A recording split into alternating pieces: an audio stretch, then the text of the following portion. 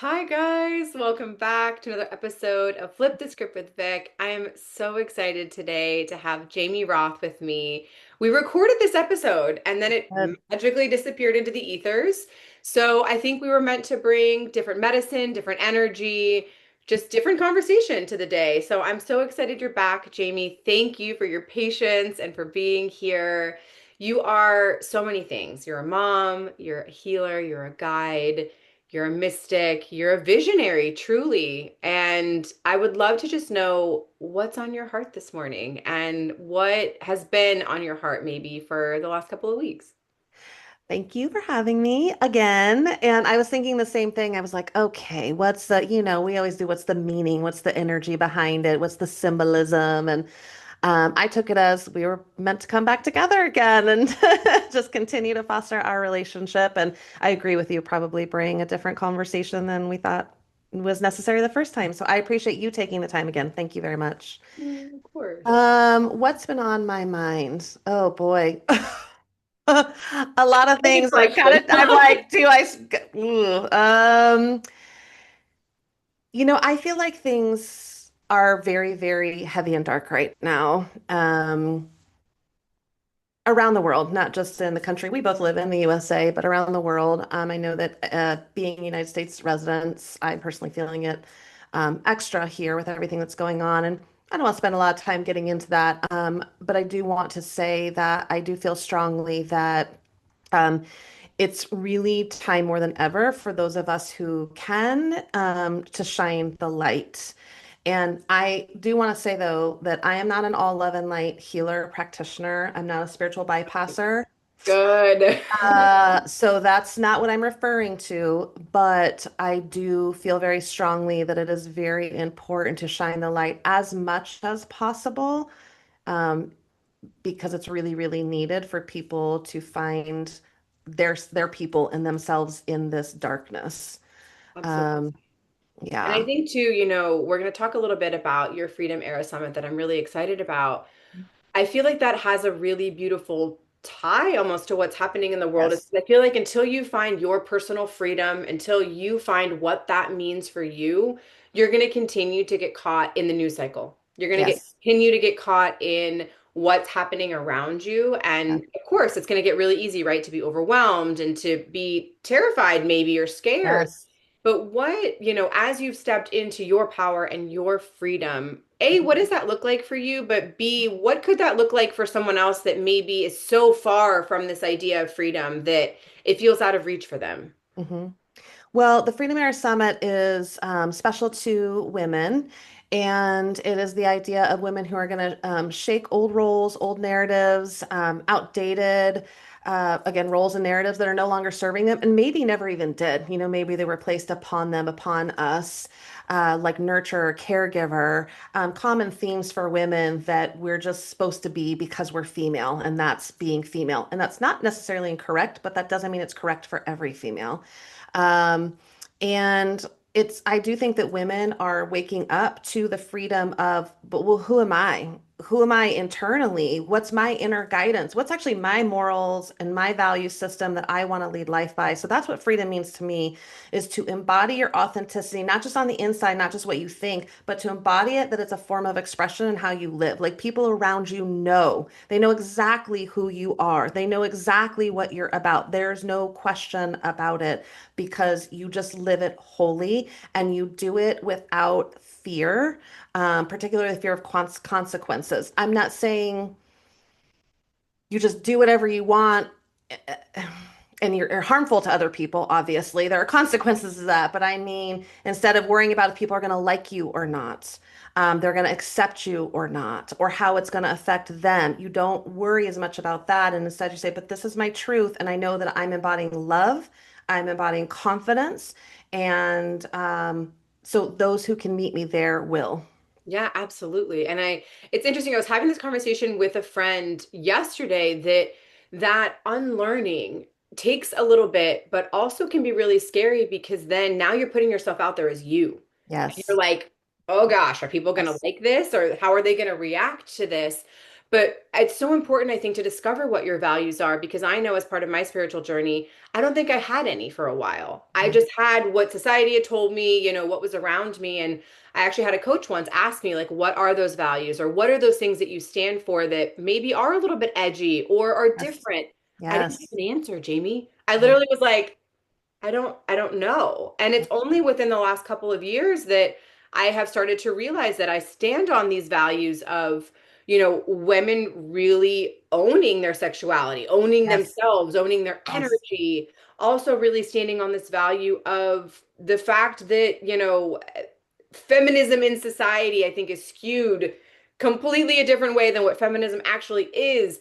But it's like scary to admit maybe that you think these things or Right. that you're valuing these things that you didn't before because it can feel like a complete 180. Yeah. Did that happen to you? I feel like you've been very grounded in who you are for a very long time. I have. And I want to say two things. One is, was you were talking, I was reminded about how often women apologize for themselves.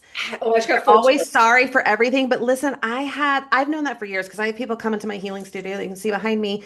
And almost the first thing, time clients with me do is apologize. I'm sorry I'm late. I'm sorry I'm sitting here. I'm sorry I'm crying. I'm sorry I'm saying the things that I'm saying. Like apology, apology, apology. But I had an esthetician come in the other day.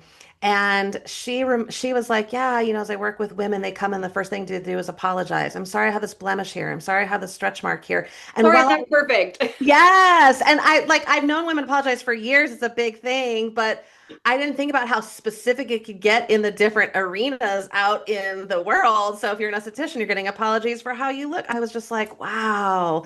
So yeah, that's women not knowing themselves and feeling afraid to be who they are because of how it's going to affect other people. Yep. That's one thing that comes up enough. And then as far as me being grounded in myself, that started when I was 18 and I just had a flip that switched, a script that flipped. Um, I don't recall like what really made that happen, but I do know that it did, and it took me into this space where I was tired of being railroaded. I was tired of people being too good and being kind and being sort of people pleasing and just always putting other people's needs first. And I was just always a sweet child. I was a sweet teenager. I was kind and compassionate. I'm still those things. But I think I was that to a degree that people felt like they could take advantage of it. And so when I flipped that script, it looked like I am woman, hear me roar. Like I literally had a moment where I thought, I'm not tolerating this bullshit anymore. I am woman, hear me roar. And I called my best friend and I said that to her. And I laugh about it to this day because it sounds so cliche. And I think it's kind of just I sounds love it funny. though. And I was only 18, so I'm not even sure like how I knew that or where I got that from.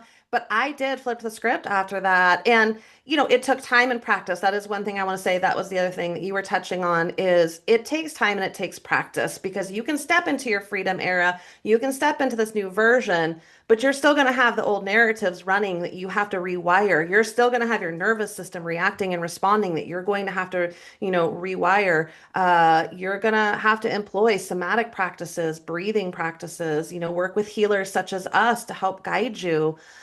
Because it takes practice to rewire everything that's going on to truly feel safe to embody the newer version of yourself. Absolutely. And it can actually get worse before it gets better. Yes, I think people maybe dip their toe in the water and then it's the change, right? yes, It's the good girl mentality of I'm going to affect everyone around me. I don't want to do that. yes. Actually, you know what? I want to flip that and say, what if you're doing a disservice to your family, to your friends, to your community by Why not? not? Like Yes, actually it's way worse for you to be this quiet wallflower that's not expressing her opinion, yes, not sharing her truth, because then yes, you're perpetuating that cycle, right? You're showing maybe your kids, your neighbors, your family, that you don't believe in yourself. So why right, should they? right. And it's got to be from you first. I truly believe as like the matriarch of our families, right? Whether or not you have a male partner, a female partner, whatever it is, there is still that female and male energy, or that Yes, is in, or feminine and masculine, I should say, energy that is in every dynamic. And we right, carry that energy within each of us. right. But I truly believe when we step into that like matriarch energy as a Yes, woman, it is so different. Yes. And it's from love, right? It's from love. It's not this bitchy, like, oh, listen to me, don't listen to anyone else. It's Hmm. a very grounded, like Yes. peaceful Yeah. presence that's like, I'm not going to tolerate the bullshit. Yep. I'm not going to do this. But it's a very different feeling for women because if you were like me anyway, I'm used to the chaos. So, Yeah. like, that grounded feeling felt really weird. Yeah. Like, it felt really weird at first. Yeah. And, do you have more women coming to you now? We were talking about kind of the women coming online right now. Like my spiritual awakening was in 2020 and it's been over 5 years and I've left my corporate job and all the things. Do you see another wave of kind of women awakening right now, or is it I still that do. wave from before? No, I do. And it's been very distinctly in the past few years.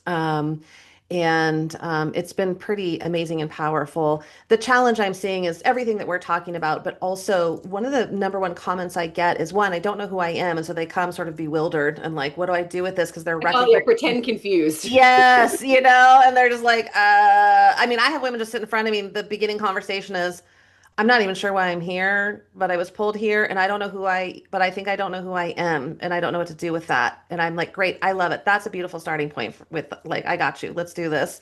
But the other thing is that women are so afraid of how it's going to affect others around them, which again is that old traditional, um, dialogue that women have that we're always supposed to be in support of others and we're always supposed to put ourselves aside for others.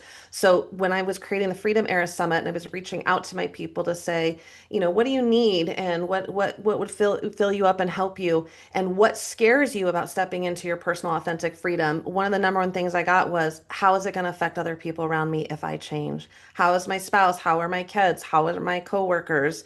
How is my family going to be affected and will they be okay with it and with that change. And it wasn't surprising, but at the same time, it was a little astounding because, again, it just goes to show that we as women are pretty much taught from birth on that we are here for others always first. Yep. Oh, we had full body chills. That nurture, Yeah. and yes, we are meant to nurture. We've Yes. got to nurture ourselves first. That we're Yes. giving from that overflow cup instead of Yes. from already our depleted selves. And Yes. we think maybe at first that we don't, because the other part of that, the double edged, not double edged, but I guess the flip of the coin would be, okay, I start to try and make these changes, but then no one listens to me or no one Yeah. changes, right? Yes. But you have that power. And to your point of rewriting those stories, you have to start proving it to yourself Yes. every day. And Yes. it does take time. It My husband and does. I have been together it'll be 10 years married in October. And I feel like every single day are learning and growing. But recently, within the last year, it's because of the changes I have made in my energy to say, I'm stepping into the matriarch. I'm stepping into my freedom era. I'm stepping into this woman I'm meant to be. And actually, when we do that as women, we raise everyone around us, We really do. And I don't know, why are we so afraid of our power, Jamie? I don't know, but that's such a valid point is like we're trying to raise everybody up through the ways we think we're supposed to, that we're trained to do, when really it's just a natural magic. It's a natural essence. We just emanate it and we raise people up around us. I mean, I think we know, don't we really know why? Colonialization, Right? patriarchy, Like, let's capitalism. I think we really know why women are afraid to be in their power. no, we do. It's really true. The witch wound. I mean, I think we know.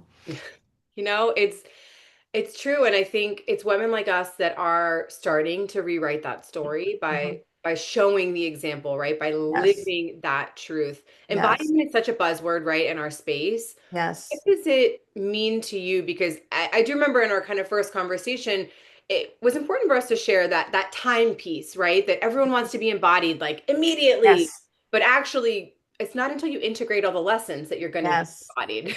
Yes. Yes.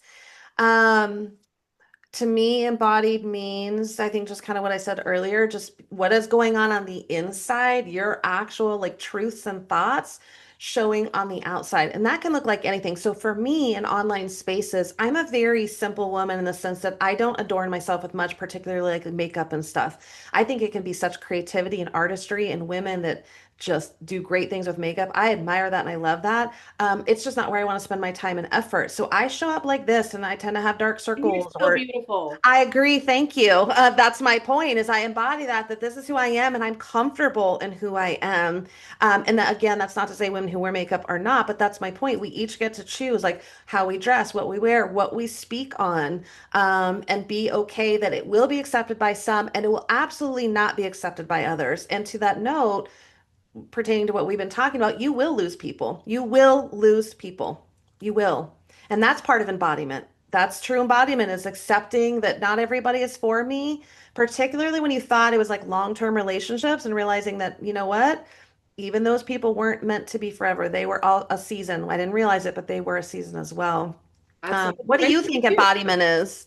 No, I think that's exactly it's for me, it's walking the walk. Yeah. It's okay. You've discovered maybe that you have these different values than what you thought. How do you start implementing them in your everyday so that they just become a part of you and that Yeah. they become a known part of your energy and Yes. they aren't separate from you? Yes. And that takes a lot of somatic work. That takes It a lot of does. movement and moving Yes. old energy out of the body.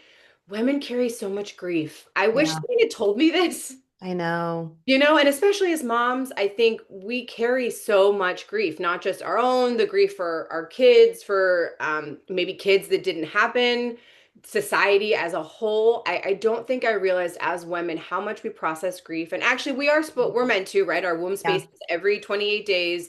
We are alchemizing everything that we are Yep. experiencing as part of our bodily functions. Yes.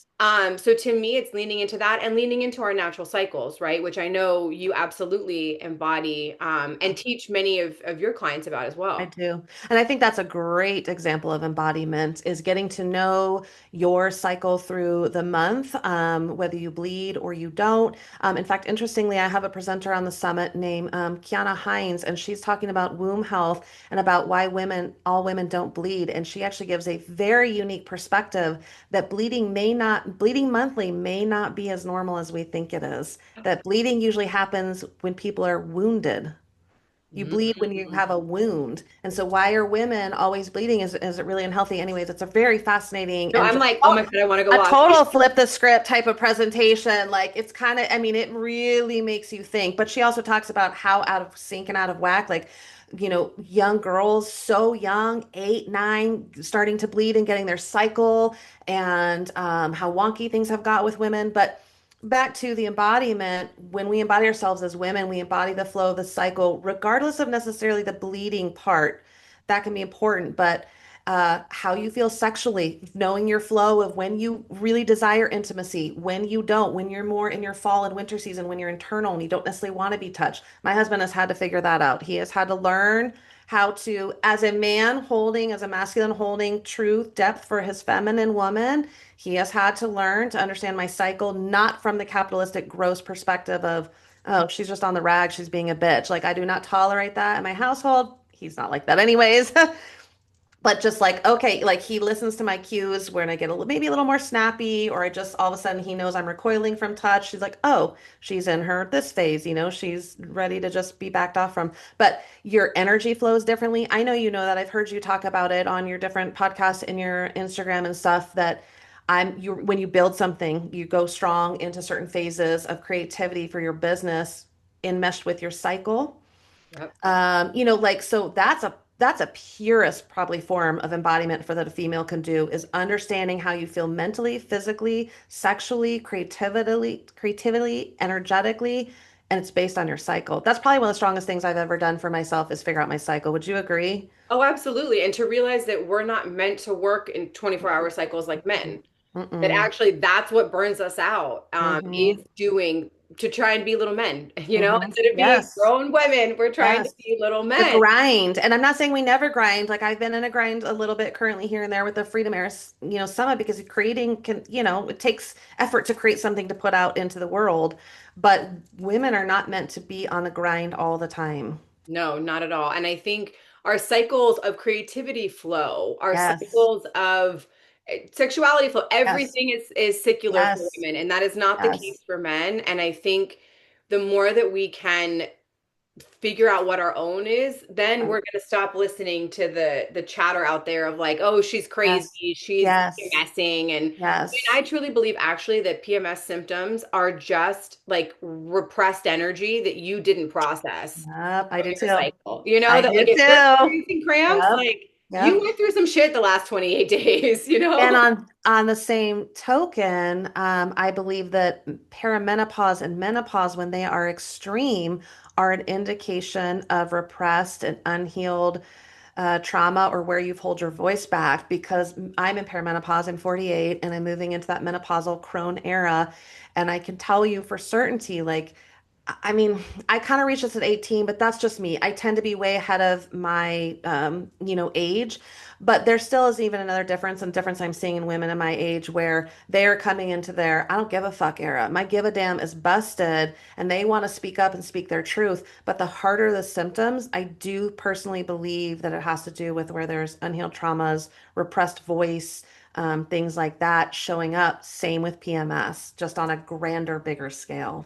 Absolutely. Thank you for saying that because I really don't feel like we have a good example of an embodied crone in Yeah, society. I yeah, feel like we've been, she's always ostracized. She's the yeah, witch. She's crazy, yeah, and I think it's hard for this generation of women that are now going through perimenopause and menopause because you didn't have the example to show right, you what an embodied version of that looks like. So you're trying to figure it out for yourself. right. And I would love to talk a little bit more kind of about that, like mother, maiden, crone Yeah, energy, and how so many of us are living in the wounded aspects of it. And I yeah. don't think I even realized I was until, wounded mothers, that's the one, the trope I think that you see most often, right? Like Yes. oh my God, what is that movie? No more wire hangers. I'm not sure. I'm not much of Yeah, a movie Mommy Dearest. watcher. There Okay, you go. yes. I'm Oh, I like, what haven't is watched that this? in a long time. Yeah, exactly. It's very old. But like that energy, is what you see in society of mom, the Yeah. kind of like very wounded mother. We Yes. see wounded crone and Yes. we see wounded maiden in women that have too many ideas and aren't grounded enough in who they are to actually go forward and bring them into fruition. If you were to maybe heal one thing in your kind of wounded crone aspect, what would it be? Or what do you think maybe women as a whole could work on healing as they're stepping into kind of that crone era? Well, let me first say one of the things that I think is a big problem and why we're all fucking wounded is because we don't have elders. We Yeah. don't have elders. We don't live in the ancestral ways anymore. In some of my deepest meditations, including with the use of psychedelic mushrooms, with or without, I was shown that wounding of not having the ancestral ways and the elders, which I think we both stand on that, are trying to help bring women back to those spaces of our ancestral ways. And let me just note that your ancestral way is what, like, you need to do some research on your lineages, because you have them, whether you're a white person, you're a person of color, and you need to, do some research and find what were like the original ways. But what I can tell you for sure with women, all women, doesn't matter, where you come from in the world, what your skin color is, your ethnicity, none of that, is we always used to dance and sing and come together and honor the elements, honor the moon, be in our intuition. And the elder women, the crones, used to share that wisdom down. So, for example, did you know that belly dancing, the origins, is actually, it's not a sexual thing. It's not a sexualized thing. It is not for male gaze at all. The It original doesn't origins, surprise me. no, yeah, exactly. The original origins of belly dancing is for birthing women Wait, because what? it's that shaking, that squatting, and women used to go, grandmothers and mothers used to take their young daughter or their young girls, like you learn it from a young age, but then as you're very pregnant and you're coming to birthing, you're doing these movements with your mom and your grandma. Yes, look it up. It's a real thing. It was Oh, never like if meant I for the could have done male. that in the birthing room, I mean, I had to have a Yes. C-section, but like that would have been so cool. Yes, it was never meant for the male gaze. It was women passing along knowledge of the body, of the cycle, of the birth experience. And so, anyways, one of the deepest meditations I had that actually I tapped into a wound was that wound where I don't have elders. I don't have elders. I don't know stories. Like that's not passed down in my family. But I have a good friend who has a grandma that shares all kinds of stories. And my friend has always known the importance of that. She's written them down, recipes. that's what we don't have that anymore. So we don't know. We don't know anything about how we used to be, how we used to honor the elements. Um, and so I think that's a big part of the wound. And I think a big part of the crone wound that you asked about is one, we don't have an elder showing us the way. So we move into it like, well, now what? And two, society is just so different from past ancestral ways that we get here. And quite frankly, older women become unimportant. Mhm. We get sort of kicked to the side and like, well, you're no longer attractive. And the wound also is about we're supposed to look a certain way. We're not allowed to just age how we age. We're supposed to stop the wrinkles. We're supposed to do all these. We're not supposed to have the gray. And I love it. I have a silver streak that's under my hair that I've been dying to figure out how to get it on the top. Why isn't it here? I want it right here. This like cool ass streak. They have them under and I freaking love them I so always said my hard. power was going to come in when my gray hair started to come in.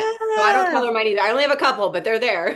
Yes, this goes back to embodying our whole conversation. This is what embodiment looks like is like, I love it. And if you don't want gray hair and your form of embodiment is to color it, gotta speed, go for it. That's up to you. But don't do it because others told you to. Don't do it because society expects of you. You do it because that's how it makes you feel best. That's what you want to represent and present. I don't know if you've seen, but Pamela Anderson these days, have you noticed her jam?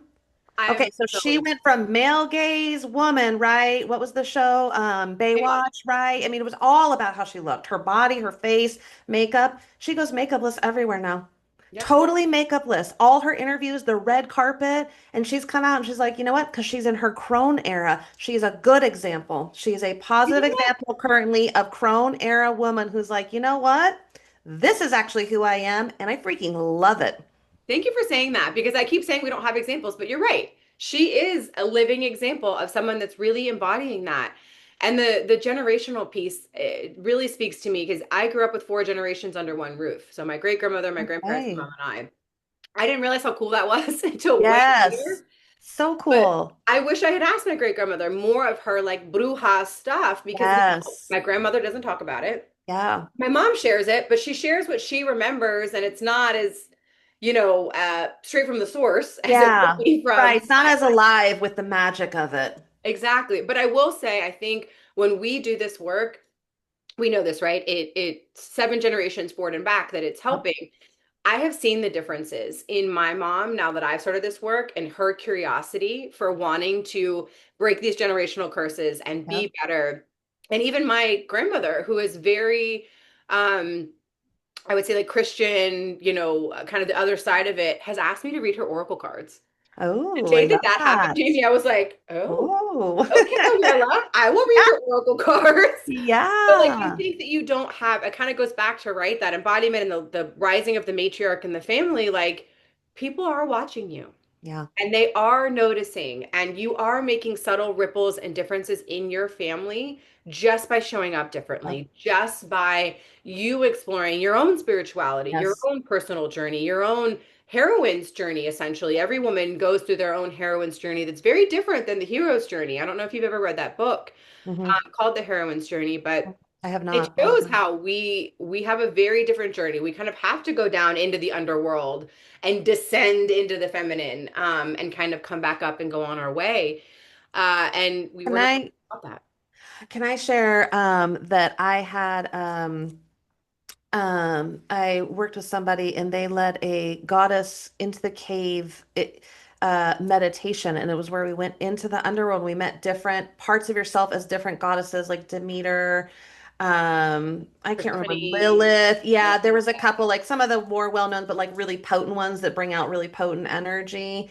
And it was really powerful. So you're so right. We have to go into the underworld, and I had never thought about that that all you hear about in society, like in English classes and stuff, is the hero's journey. Like you just lit something up in me. I had never thought about that piece that there's not a bunch of Bijou stuff on the Feeney, hero win journey. What? I was saying Bijou Feeney, the guest last week, she was the one that taught me that. And I same thing. I was like, what? Wait a second.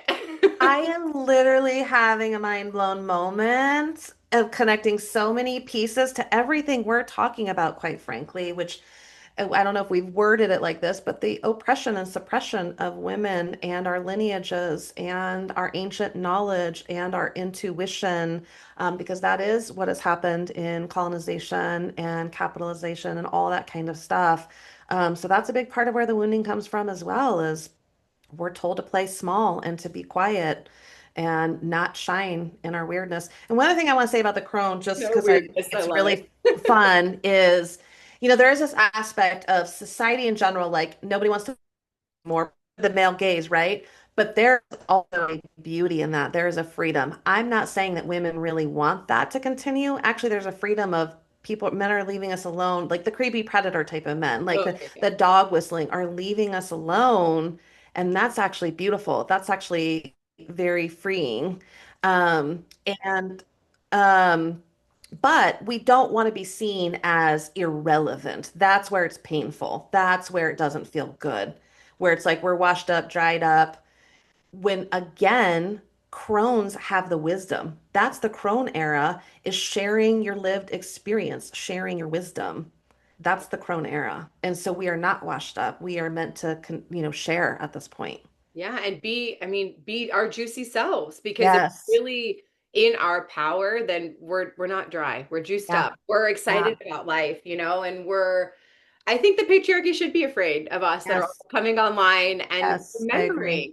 I agree. Because also too, I think our values are different in the sense that like I want to share these gifts and I want to get better and heal the world and if money comes after that, Yeah. amazing. But it's Yes. not about the money. Yes. And I think that that's where a lot of spiritual entrepreneurs, I think, get really tripped up. And I did too when I first kind of started working in the space, is going after the money, right? Or going Yeah. after that very like masculine aspect. But Right. that's the opposite. The money Yeah. will come once you embody the feminine, Yeah. once you embody who you're meant to be and quit Right. being a mimicry of everyone else. Right. I would love before we get out of here for you to Yeah. just share a little bit about the Freedom Era Summit, when it is, how folks can join, because I think it would be really, really impactful for all of my listeners to come join you for this virtual summit Yeah. because you have such amazing speakers, such amazing topics, and yeah, now is the time. Like, if not, Okay, then let's when? share it. I appreciate you giving me the opportunity. So it really is exactly what you just said, that it's about creating this ripple effect. And in fact, it is actually a free summit. It is 3 days, September 26th, 27th, and 28th. It's called the Freedom Era Summit. And it is about everything we just talked about. It is about women. It's meant to be an immersive healing experience. So there's these videos, but I asked each of my presenters to make sure that they provided actionable steps. And each video is actually fairly short, between 30 minutes and an hour, because people's attention spans these days are short. And I wanted women to just get in there and be able to like have aha moments like we've had here today and have things light up and go, oh, but then also have actionable steps. So each of the presenters usually has provided, okay, here's something you can do with this. Here's something you can think about, try this aspect, journal this, go forward. But it is everything that we're talking about today is about women finding their own spirit, their own authenticity, and stepping into that. That's the freedom era, and freedom looks different for everybody. You spoke on grief a little bit earlier, and I do have Rahila Hamid who's coming in, and she's speaking on grief. And one of the things about grief is, as a society, we're very good about allowing people to grieve as someone has physically died. That's the only form of grief that people tend to be comfortable with. And even that is pretty short-lived. Right? I was like, I feel like there's a time limit, and then you're like, Yes, be over it, time to move it's on. actually 2 weeks. I've studied it. I've studied it just when people around me have someone die or someone around me has died. How long do people kind of stay tapped into you? It's 2 weeks. I'm telling you, I have studied it. And that's not even everyone. That most people fall off within 2 weeks, but you got your most loyal folks around for 2 weeks and then they're like, let's move on. Um, yes. And then we wonder why we're broken in society. Yes, yes. And the we don't even have really that great of rituals surrounding death. We have something kind of depending on, well, particularly if you're like Christian, there's something, but if you're not, if you have more secular beliefs, there's not a lot of even ritual around that, but another side story. But anyways, so Rahila comes on and talks about grieving identity changes, because we do, and we grieve when we lose relationships from these identity changes. You can grieve because you thought you were someone and realized you weren't. Some people feel like they wasted time being someone else. And rarely is it a waste of time, but there are people, women who feel like that. And it's worthy to talk about grieving in a much bigger form because we're always grieving something, Yes, always. we are. We're always, something is always, I say this, something's always Ending. birthing and dying in us Yeah. Yes. at Yep. every single moment of every Yep. time. And Yep. I thought something was like broken in me Yes. when I had this overflowing grief after having kids. And part of it, yes, is your postpartum hormones and like all of Yes. that stuff. But I felt like opening that portal of birth opened that grief portal within me to Yes. finally open the floodgates of like, okay, you're not even crying just for you, but like for your Yes. ancestors, for your lineage. Yes. Like, and it's Yes. not for the faint of heart. Yes. And you can grieve like now you're a mom and you weren't anymore. And that's wrapped up in a lot of things, of course. You know, you're no longer independent. You are a part of, someone is a part of you now. I have a speaker on Strong is Free, Leisha Ames, and it's about she is a physical fitness instructor and she can be pretty specific about eat this many macros and these nutrients and get this many type of reps in. She is that, but she also understands the beauty of just movement and how important it is. And she talks more about how you can be strong at any age and yes, physically, but also mentally, emotionally. So she offers a really beautiful interview about strong is free at any age and embodying that. So my summit is based on a mind, body, spirit day because we have to encompass all three to really truly heal and step into our freedom era, whatever it is that we're looking for. So mind day is really going to be working on, what is it like to rewire your mind? I have someone speaking on gratitude. I know you got to get down with that. I mean, we know as energy workers the importance of gratitude. Um, and then, body, and there's more obviously. And then body day is about being strong is free. There's multiple things going on there. The womb healer, Kiana, I brought up. And then there is a spirit day. I have someone coming and speaking about shadow work, Jessa Francis. I have someone coming in about the mother wound and spirit guides and combining the two to heal the mother wound. So that's kind of interesting. That's an interesting take on it. Healing that mother wound. So it is free to sign up. There is, of course, an upgrade VIP pass that will give you ongoing access because with the free ticket, you get 48 hours of access to all the videos. But with the upgrade ticket, a lot of the presenters put in bonuses, and there's almost $400 in bonuses actually. So different digital products, a month of one of their spiritual circles, all this kinds of great stuff. And I'll be speaking live each day. And one person I want to give a shout out to is Tony Jones. Are you familiar with Tony Jones? She's a global affirmation artist. She speaks Oh, affirmation wait. Okay, music. wait, wait. Does she have like an album on Spotify? She has multiple. Okay, then maybe I have Tony actually. Jones. Yes. Oh, One of my very favorite songs of hers is Worth Ethic. Worth Ethic. And it's all about flipping instead of work ethic. It's all about reframing. No, I create, especially for us like entrepreneurs and stuff, or anyone that creates anything in life, which is everyone, you work from your worth ethic.